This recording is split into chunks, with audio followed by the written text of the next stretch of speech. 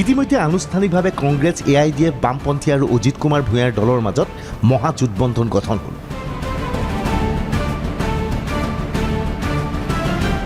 এই মহাজোঁটবন্ধনে কোনো ধৰণৰ প্ৰভাৱ নেপেলায় বুলি বিজেপি আৰু অগপৰ নেতৃত্বই বিভিন্ন সময়ত সভাই সমিতিয়ে কৈ আহিছে, কিন্তু বাস্তৱ অৰ্থ এয়া নে?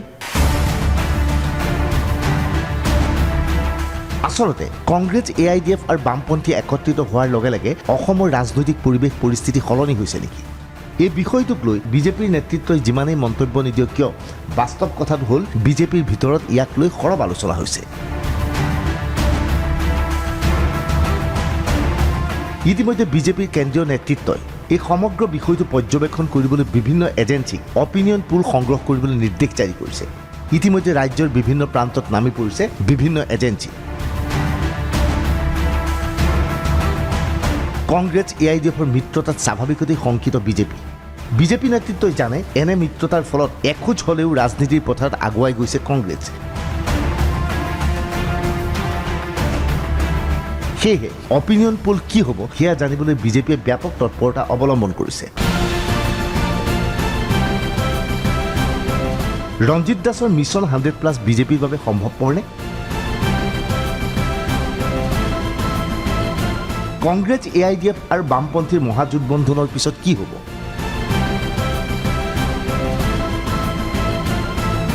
আজিৰ তাৰিখত ৰাজনৈতিক পৰিৱেশ কেনেকুৱা? এই পৰ্যন্ত AJP অথবা ৰাইজৰ দলে সক্ৰিয় ভূমিকা গ্ৰহণ কৰা নাই। AJP ৰাইজৰ দল সক্ৰিয় হোৱাৰ পিছত ৰাজনৈতিক পৰিৱেশ আৰু সলনি হ'ব নেকি? 24 ঘণ্টাই উলিয়াইছে বিশেষ অপিনিয়ন পোল। কংগ্ৰেছ AIDFৰ মিত্ৰতা হোৱাৰ পিছত পৰিৱেশ পৰিস্থিতি কি জানিবলৈ 24 ঘণ্টা অনুষ্ঠানৰ ফালৰ পৰা ৰাজ্যৰ 126টা সমষ্টিত বিশেষ অপিনিয়ন পোলৰ ব্যৱস্থা কৰা হৈছিল। আমাৰ অপিনিয়ন পোলত বিশেষ ভূমিকা দেখুওৱা হোৱা নাই ৰাইজৰ দল অথবা অসম জাতীয় পৰিষদক। কিয়নো এই দল দুটা এতিয়াও কেৱল সাংবাদিক মেলতে ব্যস্ত আছে। পৰৱৰ্তী সময়ত এই দল দুটা অধিক সক্ৰিয় হ'লে পৰিৱেশ পৰিস্থিতি সলনি হোৱাৰ সম্ভাৱনা আছে। কিন্তু 24 ঘণ্টাৰ অপিনিয়ন পোলত ওলাই পৰিছে বহুবোৰ চাঞ্চল্যকৰ তথ্য। বিগত নিৰ্বাচনত দেখা গৈছিল প্ৰধানমন্ত্ৰী নৰেন্দ্ৰ মোদীৰ সপক্ষে প্ৰচণ্ড ঢৌ অহাৰ পিছত বিজেপিয়ে আনিছিল পৰিৱৰ্তনৰ শ্লোগান, আৰু এই পৰিৱৰ্তনৰ শ্লোগানৰ মাজতে বিজেপিৰ মিত্ৰগোটে চৰকাৰ গঠন কৰিছিল। কিন্তু এই প্ৰচণ্ড ঢৌৰ মাজতে কিন্তু কংগ্ৰেছে 25খন আৰু AIDFে 14খন আসন লাভ কৰিবলৈ সক্ষম হৈছিল। আনহাতে মিত্ৰজোঁটত থকা বামপন্থী আৰু অজিত ভূঞাৰ দলে এখনো আসন লাভ কৰিবলৈ সমৰ্থ হোৱা নাছিল। এনে অৱস্থাত আজিৰ তাৰিখত অপিনিয়ন পোল কেনেকুৱা হ'ব? হয়, বিগত বিধানসভা নিৰ্বাচনত বিজেপিৰ সপক্ষে ঢৌ থকা স্বত্তেও কংগ্ৰেছ আৰু AIDFে মিলি মুঠ 39খন আসন দখল কৰিবলৈ সক্ষম হৈছিল। সেই সময়ত কংগ্ৰেছ আৰু AIDFৰ মাজত মিত্ৰতা নাছিল।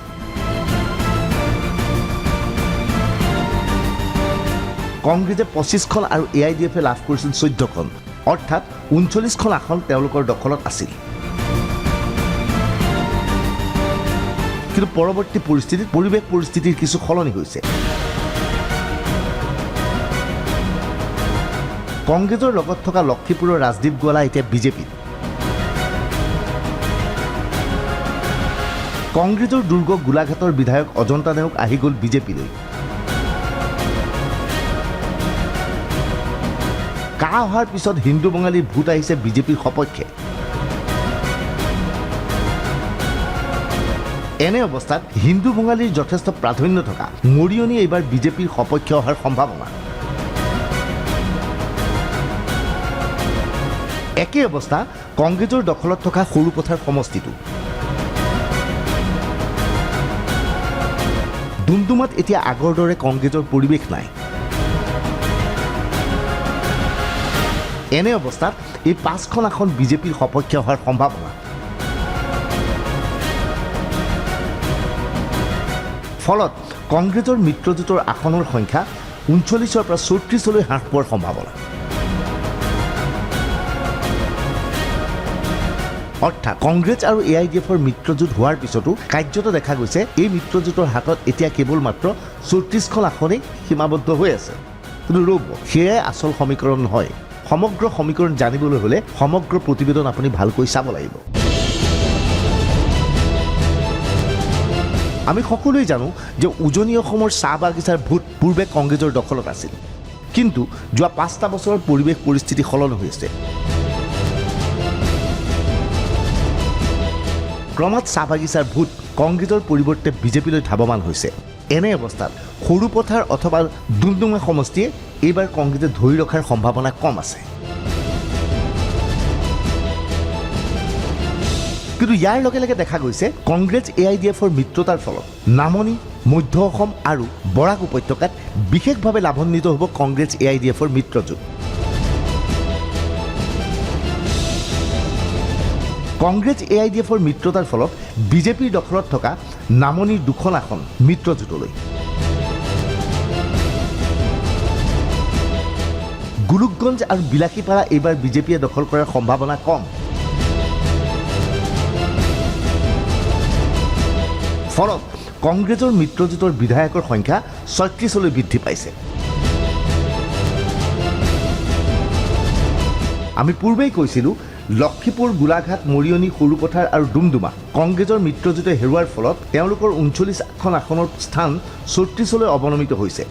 কিন্তু গোলোকগঞ্জ আৰু বিলাসীপাৰা লাভ কৰাৰ লগে লগে তেওঁলোকৰ আসনৰ সংখ্যা 36লৈ বৃদ্ধি পাব।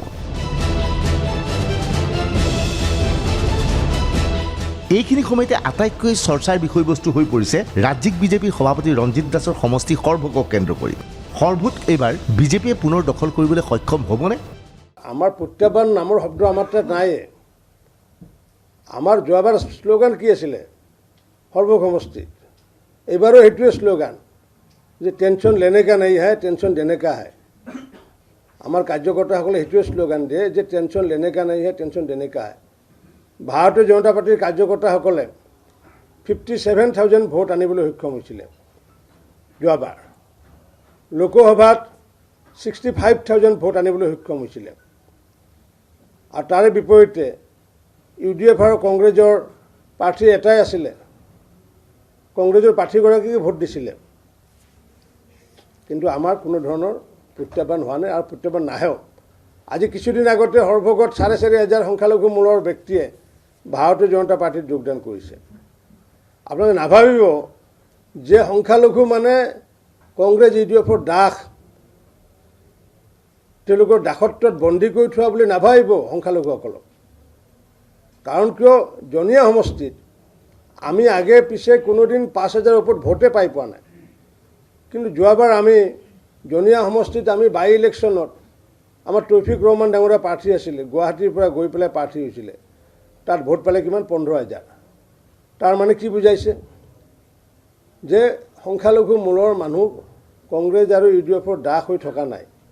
তেওঁলোকে বিবেক ভোট দিয়ে, কাৰণ ল'ৰা ছোৱালীবিলাক পঢ়া শুনা কৰিছে, হাতে হাতে লেপটপ আছে, কম্পিউটাৰ আছে। ৰঞ্জিত দাসৰ সৰভোগ সমষ্টি এসময়ত CPMৰ দখলত আছিল। হেমেন দাস এই সমষ্টিৰ পৰা বিধায়ক ৰূপে নিৰ্বাচিত হৈছিল আৰু এই সমষ্টিত কংগ্ৰেছ আৰু AIDFও যথেষ্ট শক্তিশালী। সেয়েহে ধাৰণা কৰা হৈছে এই সমষ্টিত এইবাৰ মিত্ৰজোঁটৰ প্ৰাৰ্থীজনেই জয়ী হ'ব বুলি। কিন্তু বিজেপি নেতৃত্বৰ ধাৰণা, যদিহে মিত্ৰজোঁটে এই সমষ্টিত, কংগ্ৰেছৰ মিত্ৰজোঁটে এই সমষ্টিত বামপন্থীক এৰি দিয়ে, তেনেহ'লে কিছু ৰণকৌশল সলনি কৰিব লাগিব বিজেপিয়ে। এই সমষ্টিত বিজেপিয়ে একাধিক সংখ্যালঘু প্ৰাৰ্থীক থিয় কৰাই, সংখ্যালঘু ভোটসমূহ বিভাজন কৰাই বিজেপিৰ প্ৰাৰ্থীজনক জয় কৰি আনিবলৈ কৌশল অৱলম্বন কৰিব। সৰভোগ সমষ্টিত এইবাৰ ৰঞ্জিত দাস যথেষ্ট বিপদৰ সন্মুখীন হোৱাৰ সম্ভাৱনা আছে। সেই কথা আন নহ'লেও ৰঞ্জিত দাসে ভালকৈ জানে। ৰঞ্জিত দাসে সেয়েহে সৰভোগৰ পৰিৱৰ্তে পাটাচাৰকুছিৰ পৰা নিৰ্বাচনত প্ৰতিদ্বন্দ্বিতা কৰিব বিচাৰিছে। কিন্তু দলৰ শীৰ্ষ নেতৃত্বই সমষ্টি সলনি কৰাৰ পক্ষপাতী নহয়। দলৰ শীৰ্ষ নেতৃত্বই বিচাৰিছে ৰঞ্জিত দাসে সৰভোগ সমষ্টিৰ পৰাই প্ৰতিদ্বন্দ্বিতা কৰক। যদিহে কাৰ্যত সেয়ে হয়, তেনেহ'লে বিজেপিয়ে ৰণকৌশল হিচাপে সৰভোগ সমষ্টিৰ সংখ্যালঘুৰ ভোট বিভাজিত কৰিবলৈ আপ্ৰাণ চেষ্টা চলাব। অৱশ্যে এই ক্ষেত্ৰত কিমান দূৰ বিজেপি সফল হয় সেয়া এতিয়াও স্পষ্ট হোৱা নাই।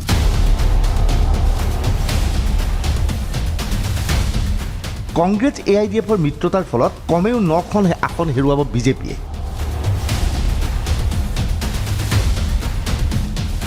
বৰ্তমানৰ বিজেপিৰ মিত্ৰ দলৰ দখলত থকা 9খন আসন হেৰুৱাক লৈ চিন্তিত বিজেপি। বিজেপিৰ দখলত থকা সৰভোগ, বৰপেটা, বৰক্ষেত্ৰী সমষ্টি মিত্ৰজোঁটে পোৱাৰ সম্ভাৱনা। ঠিক একেদৰে মঙলদৈ, বটদ্ৰৱা, ৰহাও হেৰুৱাব লাগিব বিজেপিয়ে।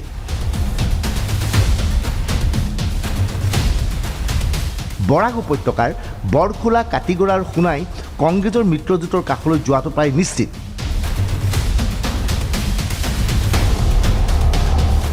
অৰ্থাৎ বৰ্তমান বিজেপিৰ দখলত থকা এই 9খন আসন যাব কংগ্ৰেছৰ মিত্ৰজোঁটৰ কাষলৈ। দেখা গৈছে যদিহে কাৰ্যত আজিৰ অপিনিয়ন পল শুদ্ধ প্ৰমাণিত হয়, এনে অৱস্থাত কংগ্ৰেছ AIDF আৰু বামপন্থীৰ মিত্ৰজোঁটৰ হাতলৈ ইতিমধ্যে 45খন আসন যোৱাটো নিশ্চিত হৈ পৰিছে। স্বাভাৱিকতে সেয়া বিজেপিৰ বাবে বিপদৰ কাৰণ। কিয়নো ইয়াৰ পূৰ্বে কংগ্ৰেছ আৰু AIDFৰ মাজত মিত্ৰতা নহওঁতে দুয়োটা পক্ষই মিলি 39খন আসন লাভ কৰিবলৈ সক্ষম হৈছিল। ৰ'ব, কেৱল সেয়ে নহয়, ইয়াৰ উপৰিও অধিক আসনত কংগ্ৰেছৰ মিত্ৰজোঁট লাভান্বিত হোৱাৰ সম্ভাৱনাই দেখা দিছে। কংগ্ৰেছ AIDFৰ মিত্ৰতাৰ ফলত হাজো সমষ্টি বিজেপিয়ে হেৰুৱাৰ সম্ভাৱনা আছে।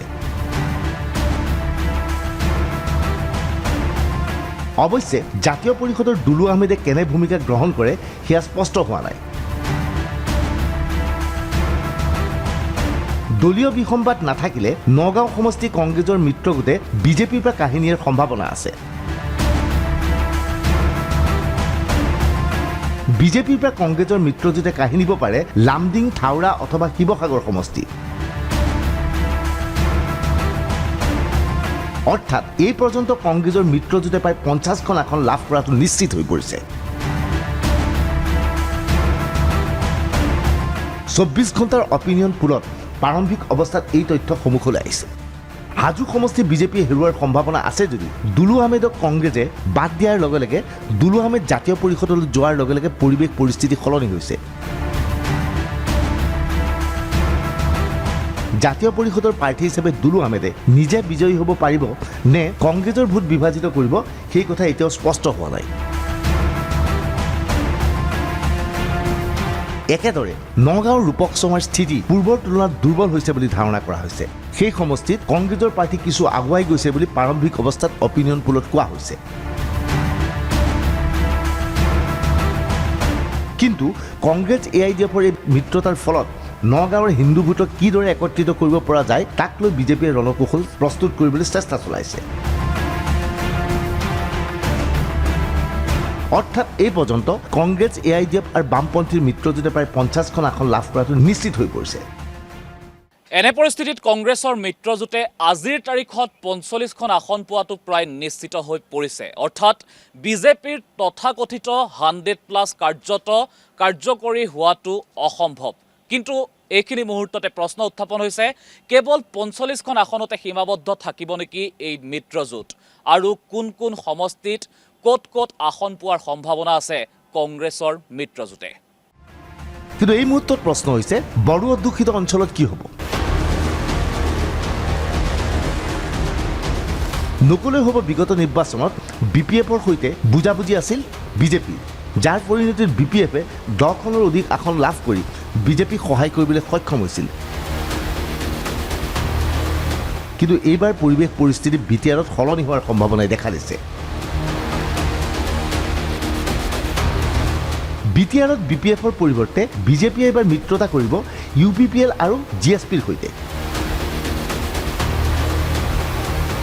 BTRৰ বড়ো আৰু অনাবড়ো ভোট লাভ কৰিবলৈ বিজেপিৰ বিশেষ কৌশল। কিন্তু তৎসত্ত্বেও BPFৰ পৰা 3খন আসন কোনো ক্ষেত্ৰতে বিজেপিয়ে আনিব নোৱাৰিব।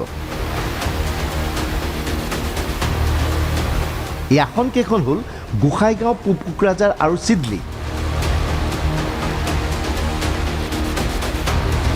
একেদৰে কলাইগাঁও আসনখনো বিজেপিৰ মিত্ৰজোঁটে পোৱাৰ সম্ভাৱনা কম।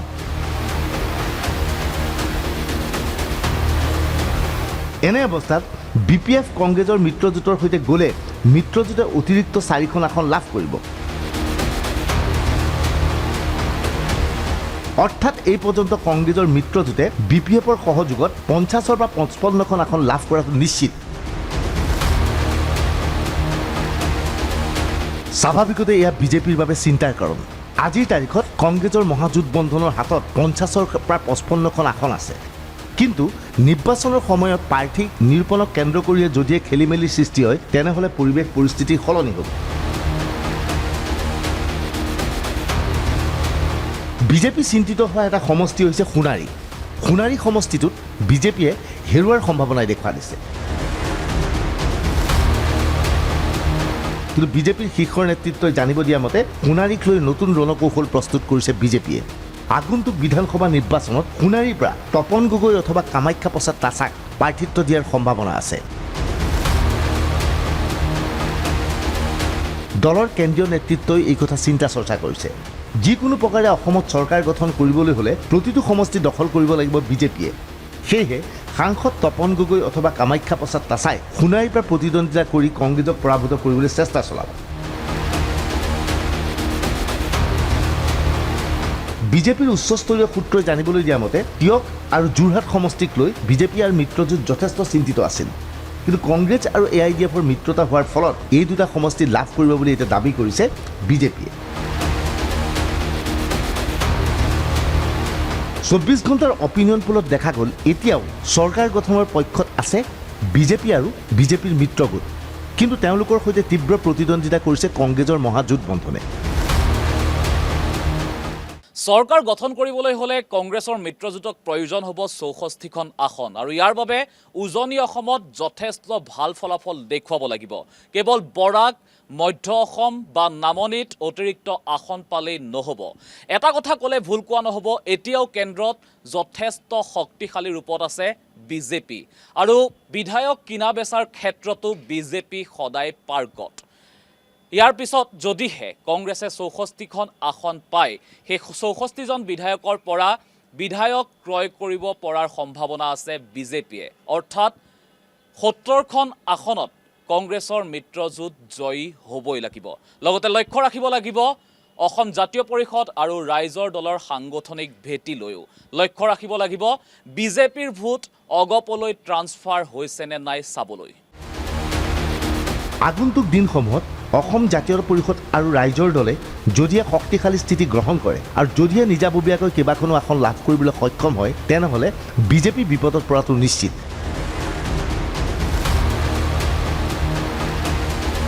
সেয়েহে আগন্তুক দিনবোৰ হ'ব অতিকৈ লক্ষণীয়। Bureau' report DY365।